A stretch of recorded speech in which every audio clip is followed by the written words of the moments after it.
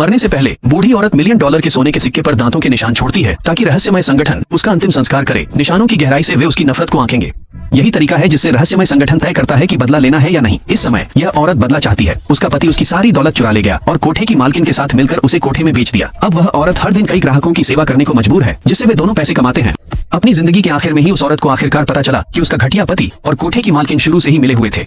इंसाफ पाने के लिए उसने अपनी जो भी पाई जोड़ी थी उसे सोने में बदल दिया। जब वह मरने वाली थी उसने उम्मीद की कि कोई उसकी यह आखिरी इच्छा पूरी करने में मदद करेगा। इसी बीच वह आदमी शराब पी रहा है। उसे पता नहीं कि मौत उसकी ओर बढ़ रही है। तभी दरवाजा जोर से खुलता है और वह डर कर घूम जाता है। उसके समझने से पहले ही उसका बॉस बताता है कि कोई उसे मारना चाहता है, लेकिन वह इसे गंभीरता से नहीं लेता। जब तक स्टील का विशालकाय उसे घसीट कर नहीं ले जाता, दोनों नाव में बैठकर पानी से भागने की कोशिश करते हैं। अब बदला शुरू होता है। उनका मालिक पारिवारिक धनुष निकालता है, चश्मे उतारता है और बैग से एक खास तीर निकालकर दूर खड़े लक्ष्य पर निशाना साधता है। जैसे ही उसके कपड़े फटते हैं, उसकी ताकत चरम पर पहुंच जाती है। दोनों आदमी जबरदस्त वार के बाद नदी में गिर जाते हैं। उस घटिया आदमी के बॉडीगार्ड को तो प्रतिक्रिया करने का मौका भी नहीं मिलता और वह मर जाता है। वह घटिया आदमी थोड़ी देर तक पानी में तड़पता है, फिर अपनी पूरी ताकत से किनारे की ओर तैरता है। जैसे ही उसे लगता है कि वह बच गया है, संगठन का एक और सदस्य आ जाता है। उसके पैरों से स्टील की कीलें निकलती हैं और वह झील पर दहाड़ता है। दहाड़ की गूंज खत्म होने से पहले ही वह पानी पर छलांग लगाकर उसकी गर्दन काट देता है।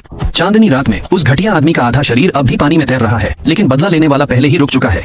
दूसरा निशाना कोठे का मालिक है। वह औरत की त्रासदी के पीछे असली मास्टरमाइंड है। इस वक्त एक और संगठन का सदस्य दरवाजे के पास इंतजार कर रहा है। वह विकृत मालिक बस लड़की को पकड़ने के बारे में सोच रहा है। उसे पता ही नहीं कि मौत उसके बहुत करीब है। एक सफेद बालों वाला आदमी धीरे से एक सुनहरे रूमाल को चूमता है, मोहक अंदाज में नाचता है। फिर अचानक वह रूमाल मालिक के चेहरे पर दबा देता है। मालिक तुरंत शापित हो जाता है। उसे मदद के लिए पुकारने का भी मौका नहीं मिलता। कुछ सेकंड तक तड़पता है, फिर पूरी तरह से जीवन के सारे लक्षण खो देता है। फिर सफेद बालों वाला आदमी अपनी कोट उतारता है, जिससे उसकी पीठ पर वर्जिन मैरी का टैटू दिखाई देता है। वह इन पापी आत्माओं को परलोक में शांति दिलाने जा रहा है।